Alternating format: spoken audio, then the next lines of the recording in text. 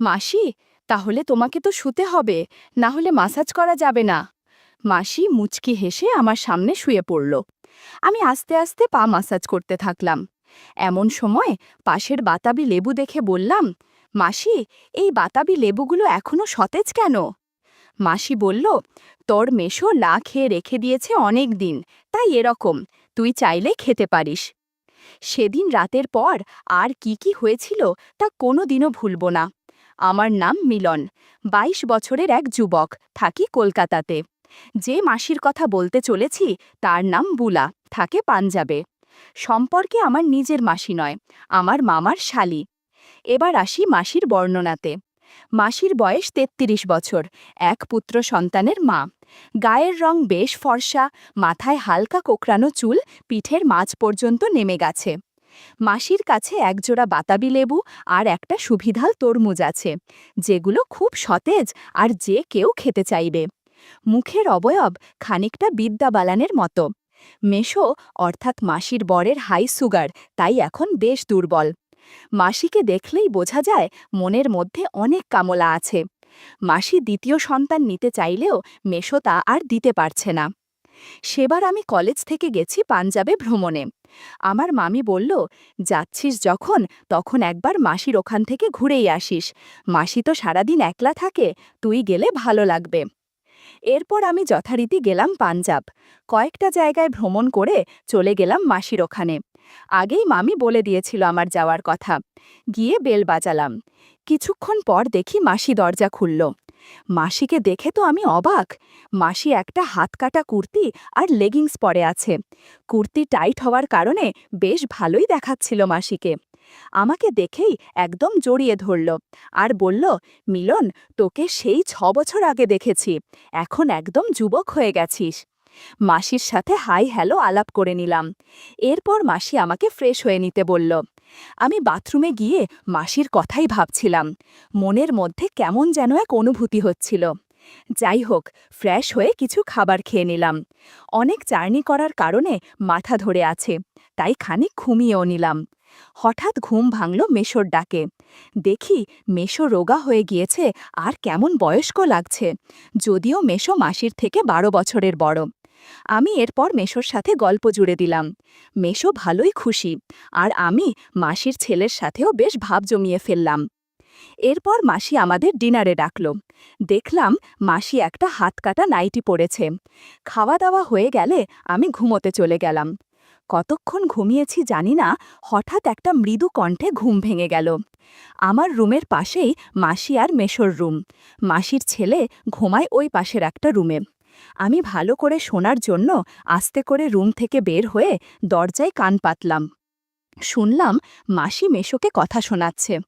মাসি বলছে, বুড়ো লোক, কিছুই তো পারো না, কোনো কাজটা ঠিকমতো করতে পেরেছ? তোমার জন্য এখন আমি আর নিজের কোনো শখ ইচ্ছা পূরণ করতে পারি না। মেশো বলছে, বুলা, আমি তোমাকে বলেছি, তুমি যদি আবারও মা হতে চাও তাহলে IVF এর সাহায্যে নিতে পারো। তখন মাসি জোরে বলে উঠল, এত কিছু করার সময় নেই। তখন মেশো বলল, তুমি তাহলে তোমার পছন্দ মতো কারো বাচ্চা দত্তক নাও। মাসি বলল, আমি দত্তক নেব না, আমি চললাম এখন রান্নাঘরে, যদি বেগুন দিয়ে কিছু করতে পারি। এই শুনেই আমি আবার আমার জায়গায় এসে শুয়ে পড়লাম।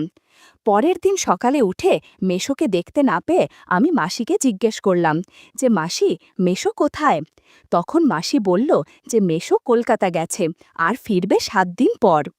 আমি এই শুনে বললাম যে আমি এলাম আর মেশো চলে গেল, ধুর, ভালো লাগে না। মাসি বেশ রেগে গিয়ে বলল যে, তুই আমার জন্যই তো এসেছিস, তোর মেশোর জন্য তো নয়। আমি বললাম, হ্যাঁ মনে কিন্তু। মাসি বলল, কোনো কিন্তু নয়, তোকে আমি ৭ দিন ভালোভাবে সময় দেব, তোর কোনো চিন্তা নেই। আমি খুশি হয়ে বললাম, ঠিক আছে মাসি, তুমি যা বলবে তাই হবে।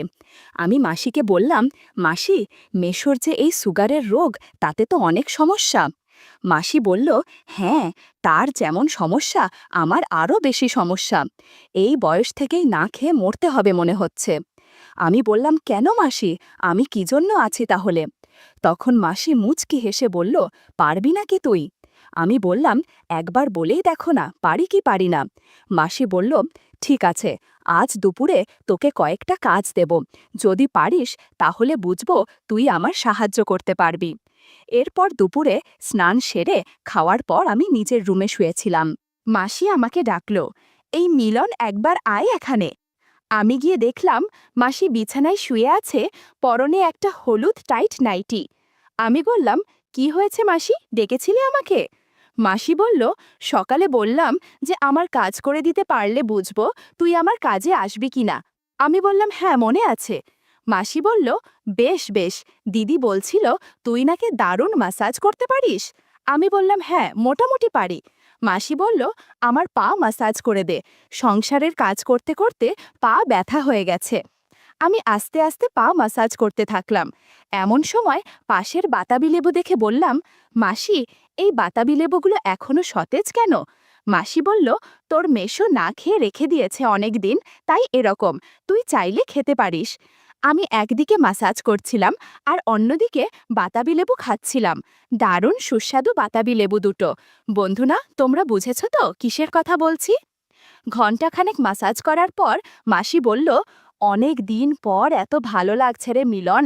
তোর মেশোর বয়স হবার পর থেকে ম্যাসাজ করতে পারে না। আজ তুই আমার অনেক উপকার করেছিস। আমি বললাম, মাসি, আমি তোমাকে আশীর্বাদ করতে চাই যেন তুমি পোয়াতি হতে পারো। মাসি বলল, কি বলছিস এসব? তোর মেশো যদি কিছু বুঝতে পারে তাহলে সমস্যা হয়ে যাবে। আমি বললাম, এসব তুমি ভেবো না, আমার আশীর্বাদে পোয়াতি হলে মেশোর নামে চালিয়ে দিবে।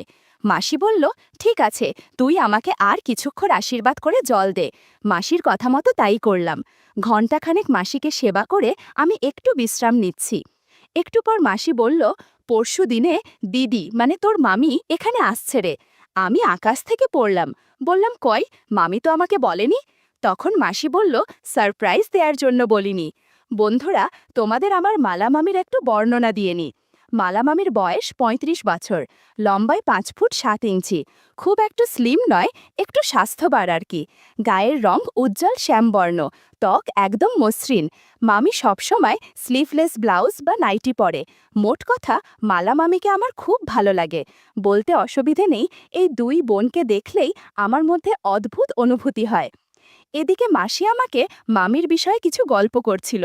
গল্প করতে করতে কখন যে ঘুমিয়ে গিয়েছি তা বুঝিনি। পরদিন সকালে যখন ঘুম ভাঙল, আমি উঠে দেখলাম পাশে মাসি নেই।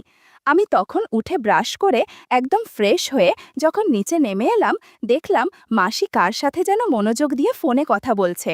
মাসি দেখলাম সকালেই একটা গোলাপি স্লিভলেস ব্লাউজ আর একটা শিফনের শাড়ি পরেছে, আর মাসির আঁচলটা কোমরে গোজা।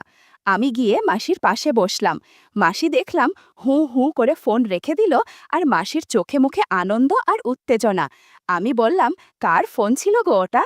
মাসি আমাকে জড়িয়ে ধরে বলল, মিলন, তোর মেশোকে কাজের জন্য ১ মাস কলকাতায় থাকতে হবে। এখন শুধু আমরা দুইজন আর তোর মামি বাসায় থাকব। আর হ্যাঁ, আজ বিকালে আবার বান্ধবী কুমকুম আসবে। তুইও ওকেও একটু আশীর্বাদ করে জল দিস, কুমকুমও মা হতে চায়। আমি অবাক হয়ে বললাম, মাসি, কি বলছোটা কি? মানে হচ্ছেটা কি? আমি কি সবাইকে আশীর্বাদ দিতে এসেছি নাকি? তখন মাসি বলল, রাগ করিস না, এতে তোরই সুবিধা হবে। আমি আর না করতে পারলাম না। আমি এই শুনে মাসি বললাম, থ্যাংক ইউ বুলা রানী, তুমি সত্যি অসাধারণ। আর এর জন্য আজ তোমার উপহার হলো কুমকুম মাসি না আসা পর্যন্ত তোমার অনেক সেবা যত্ন করব। মাসি আনন্দে বলল, তাহলে আর দেরি কেন? সেদিন বেশিক্ষণ মাসির সেবা করতে পারলাম না। মাসি বলল, কিরে, আজ তোর কি হলো? আমি বললাম, আসলে কুমকুম মাসির কথা ভাবতে ভাবতে এরকম হয়েছে। মাসি বলল, সমস্যা নেই, মাঝে মধ্যে এরকম হয়, দাঁড়া দিদিকে একটা ফোন করি। আমি বললাম, হ্যাঁ হ্যাঁ করো। তাদের ফোন আলাপ থেকে বুঝতে পারলাম মামি বেশি উত্তেজিত হয়ে আছে, কারণ মাসি একা একা আমার ভালোবাসা পাচ্ছে তাই। এদিকে মাসি মামির কথা শুনে হাসতে হাসতে পাগল হয়ে গেছে। কিছুক্ষণ পর মাসি বলল, চল মিলন, আমরা স্নান করে খাবার খেয়ে একটু বিশ্রাম করে নিই, কারণ বিকালে আবার প্রচুর পরিশ্রম করতে হবে। আমি বললাম, ঠিক আছে মাসি, এখন আর কিছু করা যাবে না, একবারে কুমকুম মাসি আসলে ভেবে দেখা যাবে। এরপর আমরা স্নান শেষ করলাম। স্নান শেষে মাসি একটা গোলাপি স্লিভলেস নাইটি পরে আমাকে খেতে ডাকলো। আমি গিয়ে মাসির সাথে গল্প করতে করতে খাবার খেয়ে নিলাম। তারপর আমি আর মাসি মিলে মাসির বেডরুমে গিয়ে টিভিতে একটা সিনেমা দেখতে লাগলাম। আমি সিনেমার ফাঁকে ফাঁকে মাসির সাথে একটু গল্পও করলাম। কিছুক্ষণ পরেই ডোরবেল বেজে উঠল। সঙ্গে সঙ্গে আমি চমকে উঠলাম। আর মাসি দেখলাম বিরক্ত হয়ে রাগে গনগনে হয়ে নাইটি ঠিক করে দরজা খুলতে গেল। আমি তখন টিভিতে একটা নিউজের চ্যানেল দেখতে লাগলাম। হঠাৎ মাসির গলা শুনলাম। মাসি বলছে, আরে কুমকুম যে, আয় আয় ভেতরে আয়। কুমকুম মাসি বলল, হ্যাঁ বুলাদি, কি খবর বলো তোমার? এই শুনে আমার হার্টবিট এক লাফে বেড়ে গেল। এই সময় মাসি দেখলাম কুমকুম মাসিকে নিয়ে বেডরুমে ঢুকল। আমার তো কুমকুম মাসিকে দেখেই চোখ কপালে। মাসি একটা ডিপ বেগুনি শাড়ি আর একটা ব্ল্যাক স্লিভলেস ব্লাউজ পরেছে। আমি বললাম, এসো কুমকুম মাসি, বসো বসো। কুমকুম মাসি আর চোখে আমার দিকে তাকালো আর একবার মাসির দিকে। তারপর আমার কাছে এসে বসল। এদিকে বুলামাসি তখন বলল, মিলন, কুমকুমের পিঠে বেশ একটা যন্ত্রণা বেশ কিছুদিন ধরেই হচ্ছে, তোর কাছে একটু মাসাজ নিতে এসেছে। আমি বললাম, আচ্ছা কুমকুম মাসি, কোথায় ব্যথা গো? কুমকুম মাসি বলল, কোমর আর পিঠের মাঝে। আমি বললাম, আচ্ছা বুঝেছি মাসি, তাহলে তোমাকে তো শুতে হবে, না হলে মাসাজ করা যাবে না। মাসি মুচকি হেসে আমার সামনে শুয়ে পড়ল। ওদিকে আমার বুলামাসি বলল, তুই মাসাজ শুরু কর, আমি একটু আসছি। তারপর কুমকুম মাসিকে বললাম, একটা তোয়ালে জড়িয়ে নাও, তাহলে মাসাজ করতে সুবিধা হবে। মাসি ব্যাগ থেকে একটা তোয়ালে জড়িয়ে নিল। কুমকুম মাসির সৌন্দর্যের বর্ণনা দেওয়ার ক্ষমতা আমার নেই। যাই হোক, আমি হাতে অল্প অলিভ অয়েল নিয়ে মাসাজ করতে শুরু করলাম। কিছুক্ষণের মধ্যে বুলা মাসিও চলে আসলো। দেখলাম আজকে বুলা মাসিও একটা হালকা লাল রঙের গামছা জড়িয়ে এসেছে। বলল, তোর কুমকুম মাসির মাসাজ হলে আমাকেও একটু মাসাজ করে দিস। 40 মিনিট কুমকুম মাসিকে মাসাজ করার পর বুলা মাসি বলল, কুমকুমকে একটু আশীর্বাদের জল দে, যাতে মা হতে পারে। আমি শেষ সময়ে আশীর্বাদ করে কুমকুম মাসিকে জল দিলাম। এরপর বুলামাসি বলল, এখন আমাকে একটু মাসাজ করে দে, সংসারের কাজ করে অস্বস্তি লাগছে। বন্ধুরা, ইউটিউবের করা নিয়মের কারণে এসব ঘটনা সরাসরি বলা যাচ্ছে না। তোমরা কমেন্টে দেয়া লিংক থেকে আমার ওয়েবসাইট ভিজিট করো। সেখানে একদম মনের মতো গল্প দেয়া আছে, যেগুলো ইউটিউবে পাওয়া যায় না। ঘণ্টাখানেক বুমামাসিকে মাসাজ করে আমি বিশ্রাম নিলাম। এরপর যখন ঘুম ভাঙল, তখন ঘড়ির দিকে তাকিয়ে দেখলাম আমরা প্রায় 4 ঘন্টা ঘুমিয়েছি। তখনও বুলামাসি আর কুমকুম মাসি ঘুমোচ্ছে। আমি তাদের ডেকে উঠালাম, বললাম, তোমরা উঠে রেডি হয়ে নাও। বুলামাসিকে বললাম, মাসি জলদি করো, আর কিছুক্ষণ পরেই মালা মামির চলে আসবে। আমার বলতেই বুলামাসি জলদি উঠে সোজা বাথরুমে ঢুকে গেল। আর এদিকে আমি কুমকুম মাসিকে বললাম, কেমন লাগছে মাসি? কুমকুম মাসি বলল, অনেক দিন পর এত সতেজ লাগছে। আমি বললাম, কোনো চিন্তা নেই, মামি আসুক, তোমাদের 3 জনের সাথে অনেক গল্প করব। কুমকুম মাসি আমাকে বলল, না মিলন, আমি শুধু একা তোমার সাথে গল্প করতে চাই। আমি বললাম, কোনো সমস্যা নেই, তোমার বাড়ির ঠিকানা দিয়ে যাও, আমি সময় করে দিয়ে তোমার সাথে গল্প করে দিয়ে আসব। আমি যাব কাল না হলেও পরশু। তুমি শুধু লাল ব্লাউজ আর শাড়ি পরে থেকো প্লিজ, এই সাজে তোমাকে খুব আকর্ষণীয় মনে হয়। এরপর কুমকুম মাসি ফ্রেশ হয়ে জামাকাপড় পরে, বুলাদি এলাম গো। বুলা মাসিও বলল, হ্যাঁ আয় রে, আবার আসিস কিন্তু। কুমকুম বলল, কোনো চিন্তা নেই, আমি ঠিক আসব। কুমকুম মাসি চলে যাওয়ার মিনিট 10 পর বুলা মাসি ফ্রেশ হয়ে বেরোলো। বুলা মাসি একটা হালকা গোলাপি শাড়ি, নীল স্লিভলেস ব্লাউজ আর একটা পেটিকোট পরে আমায় বলল, চল মিলন, তোর দিদিকে নিয়ে আসি। আমি মাসির হাত ধরে হাঁটা দিলাম আর গিয়ে মাসির গাড়িতে উঠলাম। মাসি সোজা বিমানবন্দরের দিকে গাড়ি ছোটালো। আমরা 30 মিনিটের মধ্যেই পৌঁছে গেলাম। তারপর অপেক্ষা করতে লাগলাম মামির জন্য। ঘোষণা শুনলাম যে মামির প্লেন ল্যান্ড করেছে। মিনিট 10 পরে দেখলাম মামি হেঁটে আসছে। মামিকে দেখে অনেক আনন্দ হচ্ছিল, এই ভেবে যে আজ তার খবর আছে। মামি আমাদের দেখতে পেয়েই হাত তুলল। মাসিও ছুটে গেল মামির দিকে। মাসি মুচকি হেসে মাসিকে বলল যে, বুলা, মিলনকে ভালোই ট্রেনিং দিয়েছিস দেখছি। এরপর আমরা 3 জন গাড়িতে করে সোজা মাসির ফ্ল্যাটে চলে এলাম। মামি বলল, আমি একটু ফ্রেশ হয়ে চেঞ্জ করে আসছি। মাসি বলল, হ্যাঁ ঠিক আছে। মামি একদম ফ্রেশ হয়ে আমাদের কাছে এলো। মালা মামিকে দেখে আমার কি যে ভালো লাগছে তা বলে বোঝাতে পারবো না। মামি একটা হালকা হলুদ রঙের স্লিভলেস নাইটি পরেছে। আমি এই প্রথমবারের মতো মামিকে নাইটিতে দেখলাম। মামি বলল, কিরে মিলন, আগে আমাকে কখনো দেখিসনি নাকি?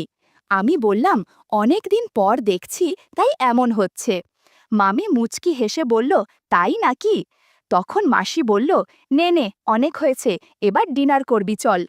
তারপর আমরা তিনজন মিলে ডিনার খেলাম।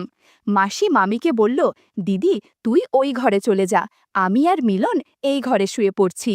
মামি মুচকি হেসে বলল, দেখিস রাত্রে আবার আমার ঘুমের ব্যাঘাত ঘটাস না যেন। এই বলে মামি নিজের রুমে চলে গেল, আর দরজা লাগিয়ে দিতেই আমি মাসির সাথে গল্প করতে লাগলাম। মাসি আমায় বলল, এখানে না ঘরে চল। দুজনে ঘরে গিয়ে আর সময় নষ্ট করলাম না, শুধু গল্প করছিলাম। গল্পের জন্য মাসি অনেক চিৎকার করছিল। এই রকম ৩০ মিনিট চলার পর মাসি বলল, আজ আর গল্প করা হবে না, সারা দিন অনেক ধকল গেছে, এখন একটু ঘুমানো দরকার, পারলে তুইও একটু ঘুমিয়ে নে। রাত তখন ২টো বাজে। হঠাৎ এক ধরনের অদ্ভুত শব্দ আসছে শুনে আমার ঘুম ভেঙে গেল। আমি দেখলাম মাসি গভীর ঘুমে আচ্ছন্ন। আমি শব্দটা শুনে মনে হচ্ছে মালা মামির ঘর থেকে আসছে। আমি আস্তে করে উঠে মালা মামির ঘরের সামনে গিয়ে দরজাতে কান পাতলাম। শুনতে পেলাম মামি যেন অদ্ভুত শব্দ করছে। আমি আস্তে করে কুঁকি দিতেই দেখলাম মালা মামি অদ্ভুত আচরণ করছে। আমি বুঝতে পারলাম সারা দিন জার্নি করার কারণে মামি হাত পা ব্যথাচ্ছে। মামিকে বললাম, মামি আমি কি একটু মাসাজ করে দেব? আচমকা আমার কথা শুনে মামি একটু হচকিয়ে গেল আর চাদর দিয়ে নিজেকে আড়াল করল। বললাম, ভয়ের কিছু নেই, আমি মিলন তোমার কষ্ট দূর করার জন্য এসেছি।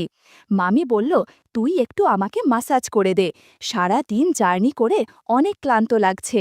আমি বললাম, তুমি চিন্তা করো না, আমি সব ঠিক করে দেব।